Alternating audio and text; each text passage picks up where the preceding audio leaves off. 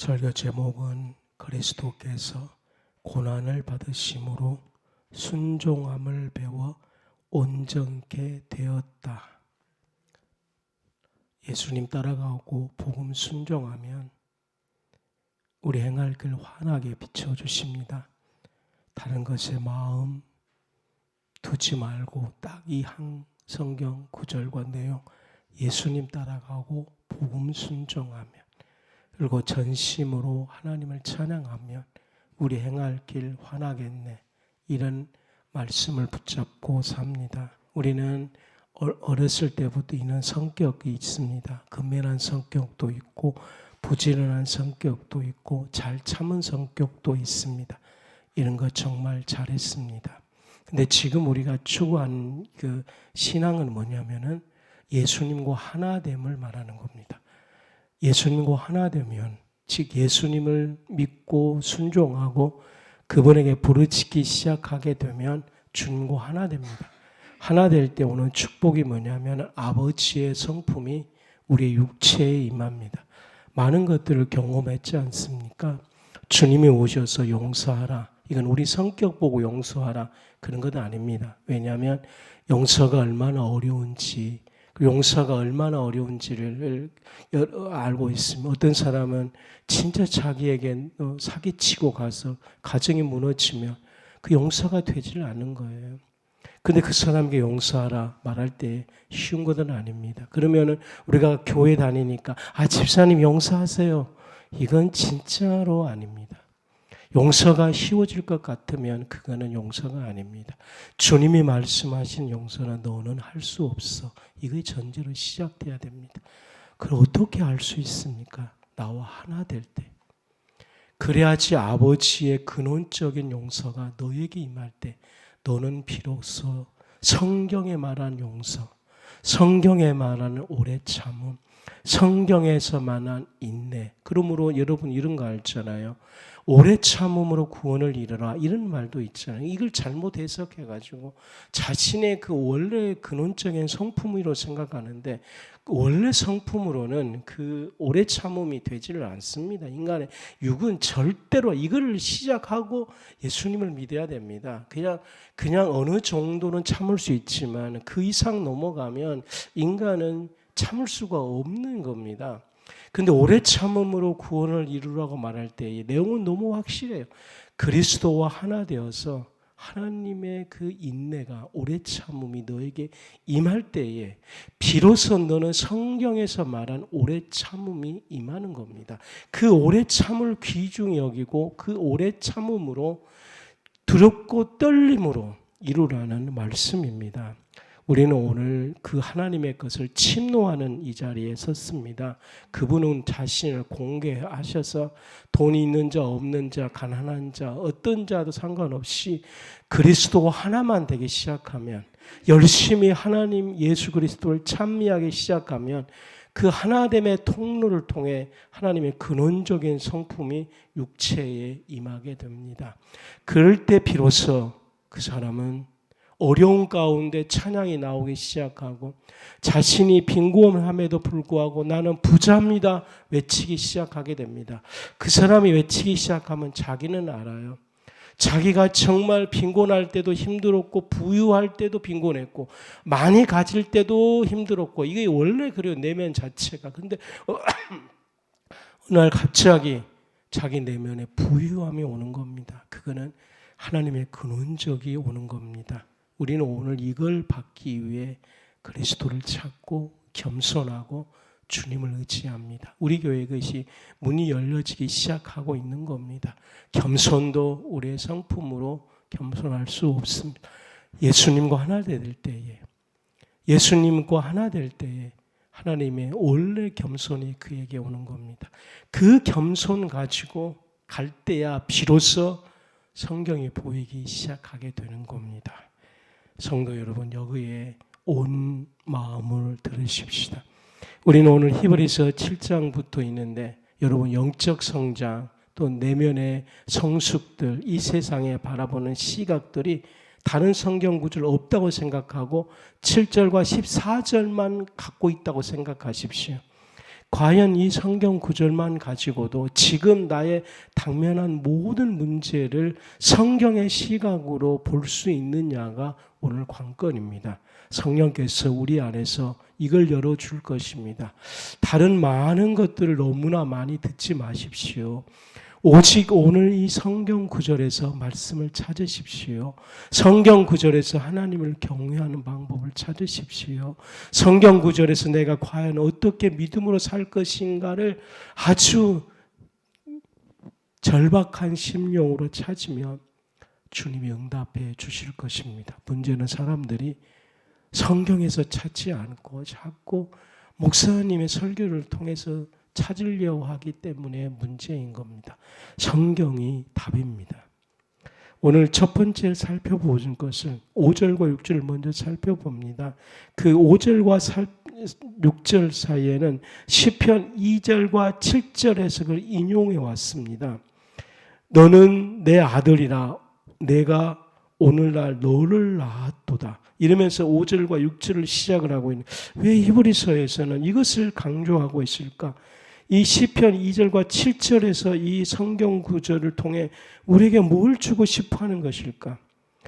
이 성경 구절 내용은 오늘 너는 내 아들이라 내가 오늘날 너를 낳았도다. 이거는 그리스도의 권위를 말하는 겁니다. 왜 성경에선 자꾸 그리스도의 권위를 우리에게 말을 해주고 있을까? 지금 인간들은 자기의 그것들을 주장하고 싶어 하는 거죠. 말을 하고 싶어 하는 거죠. 주장하고 말하고 싶어 하는 것이죠. 자기 지금 힘든 것을 외치고 싶어 하는 거죠. 근데 우리의 외침은 아무리 해봐야 소리만 할 뿐이지 해결책이 없음을 우리는 아무리 외쳐도 시원해지질 않습니다. 근데 성경은 힘들 때 너희들이 하나님의 권위 앞에 나가라. 이렇게 우리에게 지금 히브리서는 말씀해 주고 있는 겁니다. 하나님의 권위 앞에 머물러 있는 시간이 많아야 되는 거죠. 하나님의 권위 앞에 순종하고 하나님의 권위 앞에 그것을 취하려고 하는 겁니다. 오늘 그리스도를 이 땅에 보내셔서 그리스도가 어떻게 아버지께 하셨습니까? 그는 아버지의 권위 앞에 순종하려고 몸부림쳤습니다. 뭐가 이해가 안 되는 거죠. 왜 나로 십자가를 져라 하십니까? 이것이 꼭 이렇게 해야 됩니까? 인간의 물음이에요. 그 예수님도 똑같이 하나님 아들이면서 인간의 물음을 물어보는 거예요. 근데 그 물음이 어떻게 그에게 깨달음이 왔고 진리로 왔고 해답으로 왔습니까? 단 하나요. 아버지의 권위 앞에 순종하니까. 그 문제를 갖다가 해석하려고 깨달음의 경지로 가는 것이 아니고 왜 이것입니까? 질문하는 것이 아니고 그러면 그럴수록 대답을 찾지 못하거든요. 그리스도가 오셔서 우리에게 주시는 해법은 하나님의 권위 앞에 순종하니까. 하나님의 권위 앞에 순종하니까.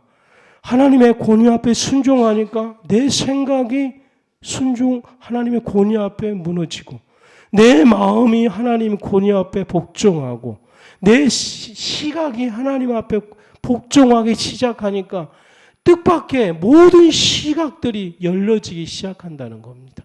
그리고 외치는 거죠. 단 한마디. 아버지는 사랑입니다. 아니 지금 다른 문제를 지금 외치는데 뭐라고 해답을 받았습니까? 뭐라고 답을 얻었습니까? 아버지는 사랑입니다라고 깨닫기 시작하는 거죠. 결국은 인간의 문제는 자신의 문제가 아니고 하나님을 어떻게 받아들이냐가 우리의 문제의 해결책이라는 겁니다. 여기에 순종하지 않으면 일생 원인 찾고 서로 싸우고 갈등하고 분노하고 이렇게 끝나는 것입니다. 우리 안에 지금 질병이 생겼으면 하나님 왜 내게 질병이 있음? 이 질문을 하면 영원히 답 못 찾습니다. 저는 왜 그래야 됩니까? 답 못 얻습니다. 근데 뭐에 답을 얻을 수 있습니까? 나로 하나님의 권위 앞에 순종하게 해주십시오. 나로 하나님의 권위 앞에 이것이 왜 그렇게 된지는 저도 잘 몰라요. 하나님의 권위 앞에 엎드리게 해주십시오. 이렇게 이걸 찾는 겁니다. 이거 예수님과 하나 됨의 기도이거든요. 나로 하나님 앞에 굴복하게 해주세요. 겟세마네 기도에도 예수님의 기도는 다 이 기도예요. 그런데 자신이 기도하는 내용과 상관없이 응답이 오면 하나님은 사랑이세요. 이것만 응답이 오면 뭐가 반응한다고요? 우리 육체가 그 사랑 앞에 다 엎드리기 시작하는 거예요. 그 엎드린 상태에서 자기 생각 속에 강력하게 그 지식들이 막 오는 거예요. 하나님의 지식들이. 어떤 분은 야, 네 고난이 너를 성장시키기 오는 거야. 이게 가슴으로 오기 시작하면 자기의 환경이 그렇게 힘든 것이 갑자기 외치는 거죠. 하나님 고맙습니다. 하나님 정말 좋아요. 당신의 방법이 최고의 선택입니다. 이것이 최고의 아름다움인 것입니다. 이렇게 이제 바뀌기 시작하는 거예요. 환경은 바뀌지 않았는데. 그래서 그 사람이 내가 그럼 여기서 어떤 하나님의 길을 걸어가야 되지? 내가 어떤 십자가 길을 걸어갈까? 그래 다음부터 내가 이제 이 위기 오면 나 이제 진짜로 모든 것에 부닥쳐서 내 감사해야지. 이렇게 안 해서 다짐이 오는 거예요. 성경은 이걸 뭐라고요? 믿음이라고 말하는 거예요. 믿음이라고 말하는 거예요. 근데 그것은 믿음은 내면만 있는 거예요. 근데 우리가 히브리서 살펴본 거 뭐냐면 당신의 믿음이 내면에만 있는 것이 아니고 이제 실상에서 그대로 드러날 것입니다. 믿음으로 아브라함은 이삭을 바쳤습니다. 믿음으로 노아는 하나님과 동행하면서 전무후무한 돈도 없는 가운데 실상 방주를 100년 동안에 지을 수 있는 실상 돈과 재정과 인력을 다 받았습니다. 지금 당신이 하나님께 굴복함으로 인해서 믿음이 와 내가 감사해야지. 그런데 이제 감사가 당신의 입속에만 머물러 있는 것이 아니고 감사가 당신의 현실 속에 실상이 된 걸 당신이 보게 될 것입니다. 주 예수님 이런 축복 주신 거 나 예수 믿을래요. 외치십시오. 아 이거 예수 믿는 거구나. 이거 진짜 예수 믿는 거구나. 외치는 자 꼭 되십시오. 그래서 이제는 우리는 어떤 문제 앞에서 우리 스스로 질문해놓고 답 찾지 말고 그리스도처럼 겟세마네 아버지의 권위에 복종하는 기도를 들으십시오. 하나님은 사랑이시다. 이렇게 굴복만 되면 여러분 안에서 고백된 것을 아주 그 늘 고백되어 있는 것들, 마음에서 고백되어 있는 것들, 그 영혼에서 하나님과 하나 상태에서 고백되는 것, 이게 진짜 놀라운 거예요. 하나님 안 보여도 괜찮아요. 물이 흐르면 시원하다 이렇게 인식되는 것처럼 안 보여도 자기 영혼에서 그걸 보는 것처럼 고백하게 돼 있어요. 그것이 자동적으로 갈등하지 마요. 그냥 고백되게 있어. 하나님 좋아요. 하나님 감사해요. 나는 부여. 이 자동적으로 되게 돼 있어요. 그것이 하나님께서 인간에게 주신 놀라운 축복이에요. 그러면 그것을 귀히 여겨서 그걸 붙잡으면 하나님 이것이 이제 믿음이에요. 나 이거 붙잡을래요. 그리고 이것이 실상이 되는 것들이 있게 해주십시오. 이렇게 기도해 주시기 바랍니다. 두 번째로는 7절입니다. 예수님께서 이 땅에 육신을 입으시고 오셨다는 겁니다. 제가 말했잖아요. 우리는 지금 성경으로 돌아가는 겁니다. 아니 이 한 구절 가지고 어떻게 영적 성장하고 현실의 문제를 성경적으로 보느냐에 관한 것입니다. 다른 성경 없고 목사님 안 계셔도 괜찮습니다. 지금 제가 여러분을 지금 말씀으로 인도한 이유는 목사님 안 계셔도 아니 이 험한 새 유튜브가 다 없어져도 아니 예배를 일생을 못 드리는 상황이 될지라도 이 한 구절만 붙들고 천국 가는데 전혀 지장이 없다는 겁니다. 주님 나라 갈 때까지 전혀 흔들리지 않는다. 저는 우리 교인을 그렇게 인도하고 싶어 하는 겁니다. 누구의 지도자 없어도 괜찮습니다. 이 말씀 하나만 붙들고 있으면은 이 성경 구절 하나만 붙들고 있으면 마귀도 이기고 자신의 죄도 용서받고 하나님 나라를 이 땅에 오게 할 수 있고 어떤 환경 속에서 감사로 갈 수 있다는 것입니다. 같이 한번 도전 받아볼랍니까? 이 성경적인 사실 앞에 아멘 하고 싶죠. 주님이 육체에 계셨을 때 이 말은 그리스도께서 인간의 몸을 입으시고 이 세상에서 지냈을 때의 말입니다. 그분은 언제? 육체에 계실 때 그렇게 말합니다. 성경은 예수님을 정확하게 말씀하고 계십니다. 육체에 계셨을 때, 그 육체란 말은 연약함을 강조합니다. 왜 육체는 뭐냐면 연약함을 말하는 겁니다. 어떤 분은 육체를 아주 타락한 근원이라고 말하는 건데 하나님 없는 사람이 말하는 것이고, 우리가 육체 말할 때 우리 육체는 원래 성경적으로 죄가 많다 이렇게 단정지고 있지 않습니까? 그럼 두 번째 말하는 것이고, 첫 번째 육체가 있을 때는 연약함을 말하는 겁니다. 그 왜 연약함을 말하는 겁니까? 육체에 연약함이 있다면 연약함을 채워주시는 분을 의지하라는 절대적인 믿음입니다. 그러므로 성도님들에게 말합니다. 제가 육체를 입고 있어요. 그 죄진 연약함의 죄진 그 아주 포악한 상태를 말하지 말고 연약함의 상태를 고백하십시오. 신앙은 고백이 너무 중요하거든요. 당신이 그리스도를 어떻게 고백하느냐에 따라서 삶이 틀려집니다. 주님은 나의 목자라고 고백하면 우리의 삶은 목자 대신 그분을 따라가는 삶이 되는 겁니다. 마찬가지로 육체하고 고백할 때 그거는 주님 앞에 신앙 고백하는 겁니다. 저는 연약합니다. 이렇게 말합니다. 그러니까 육체에 계셨을 때 그리스도께서는 어떻게 하셨다고요? 심한 통곡과 눈물로 간구의 소원. 이거는 겟세마네에서 기도하는 겁니다. 왜요? 육체를 가졌기 때문입니다. 그러니까 우리가 그러면 육체를 주신 이유가 뭐예요? 주님이 육체를 주었기 때문에 우리는 한계가 있어요. 육체를 가졌기 때문에 말 한마디만 하면 상처가 너무 쉽게 받아요. 그 육체의 연약함인 거예요. 육체를 왜 주셨냐면은 이것 때문에 주신 겁니다. 우리로 하여금 육체가 있었기 때문에 그 연약함이 다가오면 그 인간들이 연약함이 다가오면 우상숭배로 가버리거든요. 연약하니까. 이거 결단 내리고 우리는 육체에 있을 때 주님처럼 겟세마네 기도하는 자가 되어야 됩니다. 심한 통곡과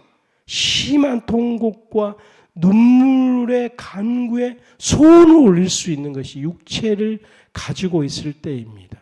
왜 우리로 연약한 육체를 갖게 하셨습니까? 우리로 하여금 심한 통곡과 눈물, 간구를 올릴 수 있기 때문입니다. 왜 그러냐면은 연약하기 때문에 어떤 위험이 다가오기 시작하면은 우상 숭배로 가는 것이 아니고 정말 그 연약함의 반대, 그것을 채워주시는 하나님 아버지 앞에 살려달라는 그 애통의 눈물을 흘릴 수 있는 것이 육체에 있는 동안인 겁니다. 어쩌면은 우리가 육체에 있는 동안에 정말로 축복은 우리가 이 겟세마네 예수님의 기도처럼 기도할 수 있는 기회의 때라는 겁니다. 그러면은 이 7절 가지고 영적 성장할 수 있는 비결을 알았어요. 우리로 하여금 연약함을 주는 것은 그 연약함을 돈으로 채우고 우상으로 채우고 강함으로 채우려고 하지 말고 우리로 하여금 주님 앞에 심한 소원을 간구하는 기회 때다 이런 거죠.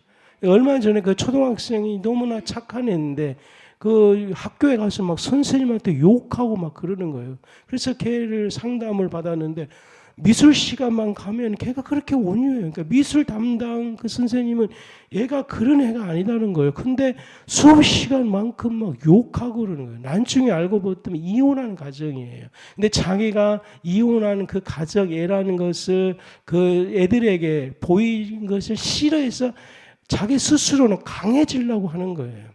그런데 인간들이 다 그래요. 연약한 육체를 강한 인간으로 만들기 위해서 진리를 추구하는 것이 아니고 이런 것으로 추구하는 거예요. 거의 다. 애는 그래도 애 때는 그래도 말을 잘 듣기 때문에 어느 정도로 반성하고 대안을 찾아가지만 어른 되면은 이제 대안을 못 찾습니다. 그것이 진리가 되어버리는 거예요. 자기 나름대로. 그것이 자기가 지키는 신이요, 신. 우리는 육체가 있을 때, 연약함이 있을 때에 의도적으로 그런 강함을 버려야 됩니다. 실상 그런 강함이 우상이에요, 우상. 우리는 육체 연약함이 있을 때에 예수님처럼 심한 통곡과 눈물과 간구의 소원을 들을 수 있는 최상의 기회인 것입니다. 그럴 때에 겟세마네 기도가 뭐라고요? 요한복음 17장이에요. 나중에 저희 교회가 요한복음 17장 응답 받을 때가 되면 요한복음 17장에 나와 있는 한 구절 한 구절에 반드시 응답이 오게 될 것입니다. 예수님께서 이 세상 육체에 계셨을 때 뭐 하신 분이에요? 요한복음 17장에 응답 받으신 분이에요. 겟세마네 기도가 요한복음 17장의 응답이에요. 이제 아마 여러분께서 나중 우리가 하나님께서 이걸 열어주면 진짜 놀랄 거예요. 육체에 있을 때에 우리가 외부적으로 강하지 않은 이렇게 심한 기도, 겟세마네 기도하기 시작하면 요한복음은 17장 한 구절 한 구절이 응답되기 시작할 거예요. 예수님의 기도 가운데 뭐라고 기도하면 예수님이 하나님 아버지 앞에 아버지가 하나 된 것처럼 저들도 우리와 하나 되게 해주십시오. 이거 요한복음 17장 한 구절이에요. 이제는 예수님이 아버지와 하나 되어서 누렸던 그 즐거움과 아버지와 하나 되어서 누리는 그 친밀감과 아버지와 하나 되어서 누리는 그 신적인 그런 역사들이 이제 저들도 육체 연약할 때 우상 숭배하지 않고 겟세마네 기도한 저들도 하나 되어서 우리가 누렸던 것을 누리게 해주십시오. 이것을 이제 누려지기 시작하게 되면 이것이 예수 믿는 거구나. 그때서야 비로소 예수님 나의 구주. 구원과 구주가 너무나 오염되어 있고 아주 이상하게 되어 있어요. 너무 높은 수준을 모르고 있어요. 천국 가는 걸로만 알고 너무나 지금 모르고 있다는 게 너무 가슴 아픈 거예요. 아버지와 하나 된 상태에 있는 건데 그냥 죄 짓다가 천국 가기 전에 예수님 믿습니다. 이런 수준으로 생각하니까 어떻게 설명해야 될지. 그런데 주님이 우리에게 열어주시기 시작하게 될 겁니다. 아버지와 하나 된 상태에서 누리는 아버지 손잡고 가는 그 아버지의 손잡고 갈 때 그 손의 따뜻함 느끼고 아버지의 그 안전함 느끼고 무엇보다 아버지의 그 유업을 받고 아버지의 자산을 받고 아버지의 마음을 받고 그러니까 아버지의 마음을 받으면 그래서 그 사람이 선교사로 가는 거예요. 그렇죠. 선교사 홀로 있을 때 외롭지 않아요. 하나 될 때. 근데 하나 되지 않은 상태에서 지 혼자 용감하게 뛰쳐간 선교사는 외로움이 다가오면 힘들어지는 거예요. 왜냐? 아버지의 마음이 전달되지 않는 상태에서 갱기로 갔기 때문에 그렇습니다. 그러면 우리 7절에서 여러분 답 얻었죠? 예. 육체에 있을 때 우상 숭배하지 않고 심한 통곡으로 하면 겟세마네 요한복음 17장 응답을 받는다. 그 중에 하나 아버지와 하나 되는 것처럼 저들도 하나 되게 하는 예수님의 이 기도가 우리에게 응답되기 시작할 때 아버지와 하나 될 때에 아버지의 마음이 공급될 때에 아버지의 생각이 공급될 때에 아버지의 대파노람을 볼 수 있는 사람 아버지의 대서사시 주님의 시작과 끝 알파 오메가다 그랬잖아요. 그게 그거예요. 요한계시록의 신앙은 뭐예요? 겟세마네 기도에 예수님과 아버지가 하나 되는 것처럼 기도가 요한에게 임해서 주님의 처음과 시작의 그 대역사를 나로 보게 해주십시오. 이 요한이 그걸 본 거예요. 그것을 보고 그는 그게 참여자가 되고 동참자가 되어지기 시작하고 그 속에서 그와 하나 돼서 그 역사 하나님의 대역사를 보는 거예요. 이 혼탁한 시대에 하나님의 파노라마를 보면서 멀리 미래를 보면서 한 걸음씩 준비하는 자가 되십시다. 주님은 어떻게 그 육체에 있을 때에 그런 기도했습니까? 그의 경외하심으로 인하여, 매우 중요한 성경 구절이죠. 7절에 육체에 계셨을 때에 자기를 죽음에서 능히 구원하실 이에게 심한 통곡과 눈물과 간구의 소원을 올렸고, 겟세마네 기도죠. 어떻게 응답받았냐면, 기도가 어떻게 응답하냐, 그의 경외하심을 인하여입니다. 여러분들의 기도가 그의 경외하심의 기도만 들으십시오. 이걸 주님 우리에게 가르쳐 주는 거예요. 요한복음 17장 기도 응답 받고 싶죠? 그러면 기도는 의식을 구하는 것 아니에요. 우리의 필요를 구하는 것 아니에요. 기도는 경외함인 거예요. 그러니까 지금 기도를 다 오늘부터 바꾸십시오. 경외함의 기도만 들으십시오. 우리의 일용할 양식을 주님이 주신다고 믿으십시오. 주님이 안 주실 때는 그 안 준 것을 온 마음으로 받아야 됩니다.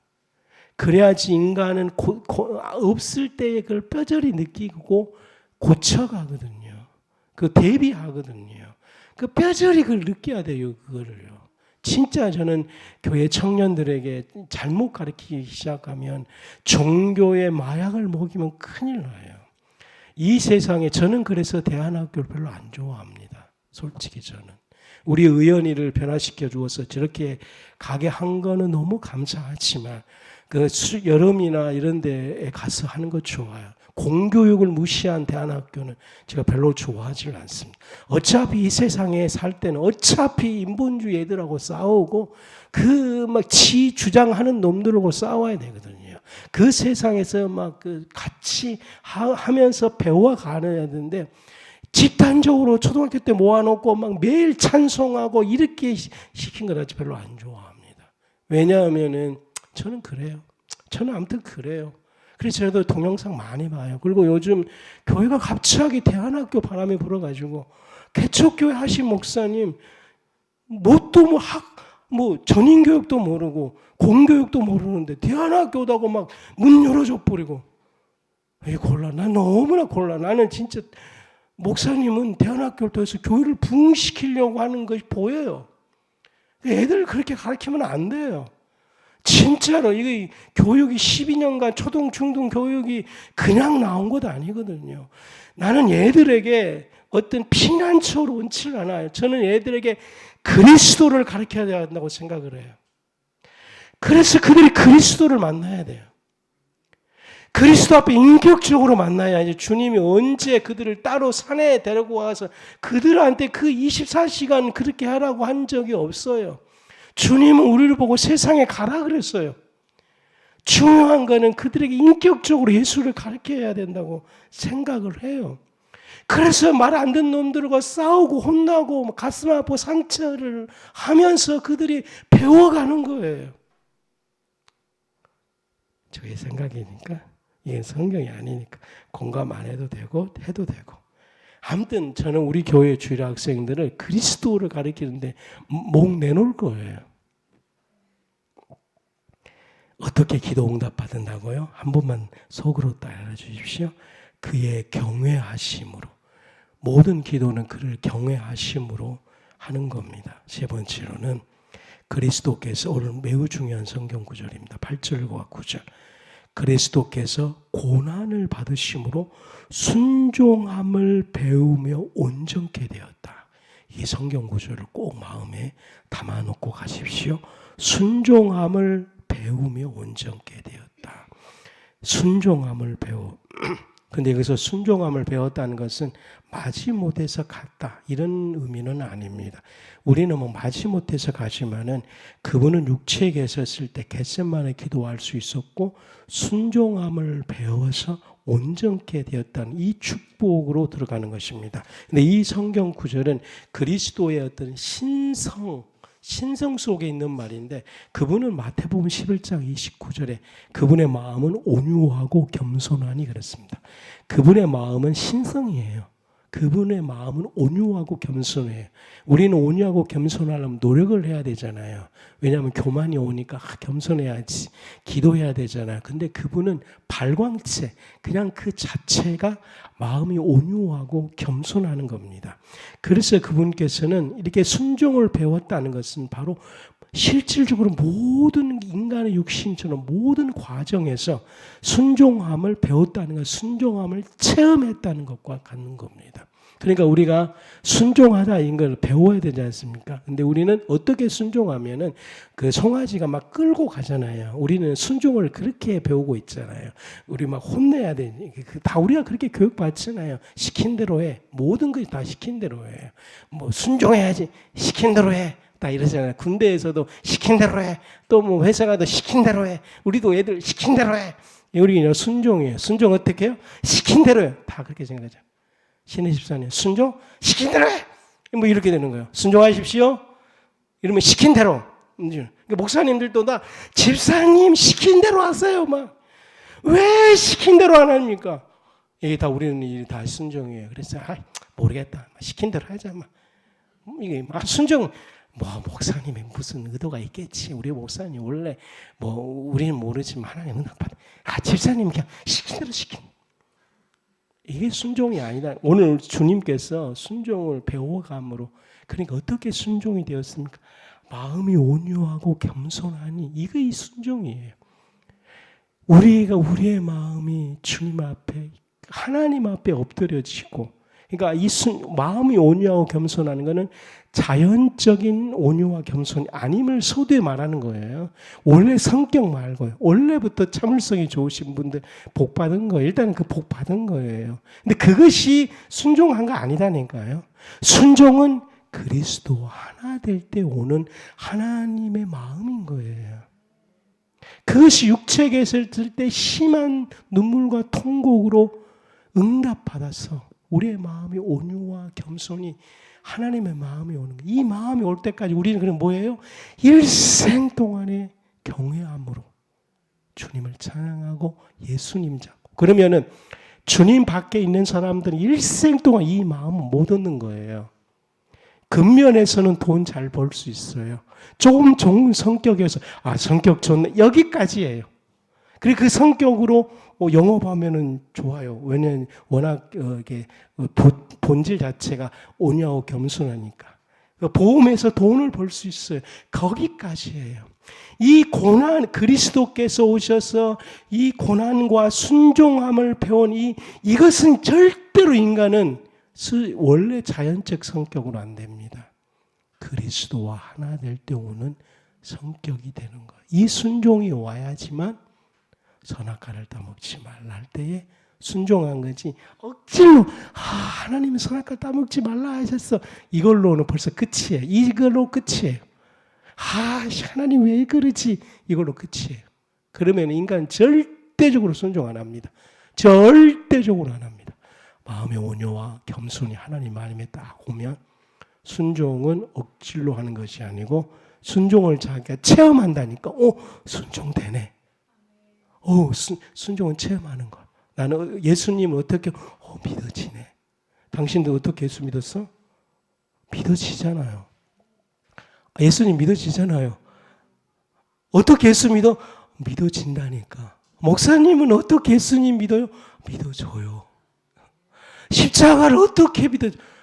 믿어진다니까. 예수님이 믿어줘요. 믿어진다니까. 믿어줘요. 삶 속에 삶이 문제지 믿어져요. 내 삶이 더욱더 그분에게 좀 이놈의 성질이 문제지는 믿어져요. 우리는 지금 순종을 체험하고 있는 거예요. 더욱더 내가 그분 앞에 좀 그 가정에서 말씀대로 순종을 못할 뿐이지 믿어주는 거예요. 우리는 이것이 순종을 체험하고 있는 거예요. 그러니까 이 믿음이 하나님 나라 가는 거예요. 그러니까 우리는 어떻게 그분께서는 어떻게 이렇게 순종을 배웠습니까? 그분은 마음의 온유와 겸손되니 당연히 순종이 되는 거예요. 예수님도 오셔서 순종이 되는 겁니다. 순종을 체험하는 겁니다. 성도 여러분, 이걸 주시려고 주님이 놓으신 것입니다. 이 순종을 통해 순종이 체험되어지고 자신의 임무를 완수하고 본래부터 그 일을 이룰 수 있도록 모든 자질들이 예비되었습니다. 그리스도께서는 순종함을 배워, 그러니까 순종함을 배워. 이 세상에서는 예수님 없이는 이 순종함이 배워지지 않는 거예요. 그러므로 어떻게 순종하냐고요? 목사님 말 들어, 이거 아니고 순종한 마음을 주시는 하나님 아버지 앞에 경외를 해야 되는 거예요. 하나님 앞에 경외해야지만이 아버지의 마음이 와서 그때서야 비로소 아브라함이 이삭을 바치는 거예요. 끌려가서 이삭을 바치는 것 아니에요. 아브라함도 이삭이 바쳐지네. 노아도 방주가 만들어지네. 에녹도 내가 하나님과 동행이 되네. 사도 바울도 빌립보 감옥에서 내가 사도니까 찬송해야지. 찬송해야지. 찬송해야지. 아니다니까. 그냥 아침부터 찬송이 올라오는 거예요. 이거 뭐지? 감옥에 갇힌 하나님 고마워요. 목사님, 우리 가정에 좋은 점이 딱 하나예요. 애가 공부 못하고 또 예배를 가끔 참석 안 하고 뭐 이렇게 좀 그럴 때에 고연 목사 아들이 그러면 되겠냐? 모범을 좀 보여줘야 되지 않게? 아버지가 뭐 어떻게 네 그따구로 살면 설거할 수 있겠느냐? 아버지 체면이 뭔데? 내가 이따구로 한 번도 말 안 했습니다. 체면이 지금 중요합니까? 이따구로 뭐 욕하면 제가 자식은 그렇게 순복하면 좋잖아요. 뭔가 그 체면 때문에 내가 예수 믿습니까? 너 체면 때문에 좀 예배를 똑바로 들으라. 곧다고 신앙생활 안 합니다. 자식이 곧다고 그래서 욕 얻어먹으면 그냥 욕 얻어먹은 거예요. 너 영혼이 어떻게 하여금 예수를 믿으라 한다는 거예요.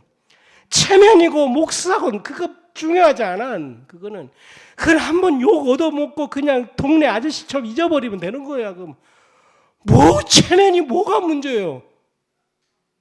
네가 진짜 예수 믿어야 된다는 거예요. 나는 한 번도 저는 아버지 권위를 세워주라 말한 적 없습니다.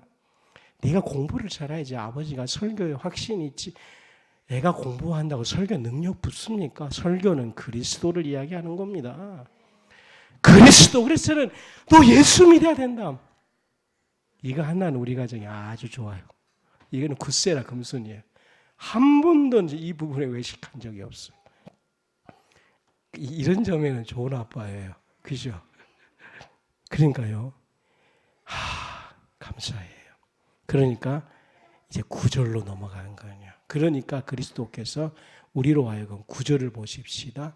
한 목소리로 히브리서 이제 설교가 다 끝나가려면 9장 그러면요 5장 9절 시작.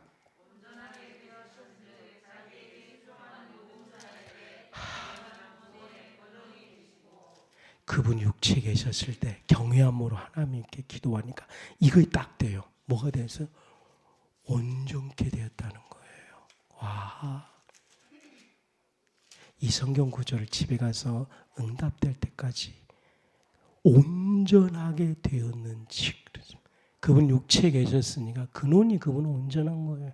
근데 이걸 우리에게 가르쳐 우리에게 이 방향으로 가기 위해 온전케 되었는지. 이거 하나님 이상이에요. 우리 육체에 있는 동. 우리가 온전케 되었다는 것은 뭐예요? 도덕의 경지로 가는 것도 아니고 육신의 욕심이 없는 상태, 본질 상태가 욕심이 없고 시기심이 없는 상태가 아니고 그건 인간의 욕심이 이룰 수가 없는 거예요. 욕심이 있는 동안에 하나님께 경외함으로 기도하는 거예요. 그렇게 되면은 뭐가 된다고요? 바로 요한복음 17장의 기도 응답이 오는 거예요. 그 육신이 있을 때 그 사람은 우상으로 가지 않고 그리스도를 찾아서 힘이 외치는 사람. 만약 아까 제가 그런 상황에 온전케 되었다는 건 뭐예요? 아까 의원이 간증할 때 외식하지 않고 그 영혼을 사랑하는 아빠 됐다는 거예요.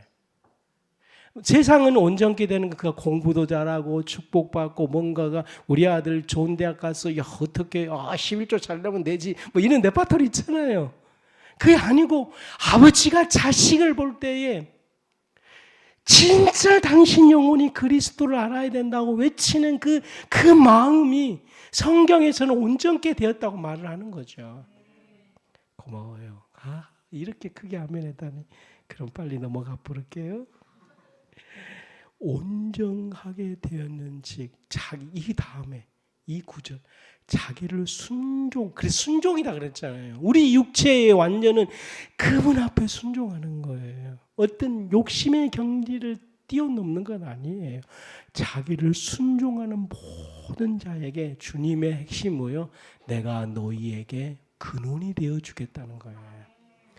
여기서 구원은 천국 가는 것 아니에요. 천국은 당연히 천국 가고 이 땅에서 진짜로 아버지고 하나 되어서 육신이 있는 동안에 그 아버지고 하나 되어서 누릴 수 있는 모든 것을 말을 하는 거예요. 그 다음에 10절로 가면 11절부터 14절까지 10절에 이 갑자기 또 멜기세덱의 반차를 쫓는 대제 예수님을 그렇게 말을 하는 거예요.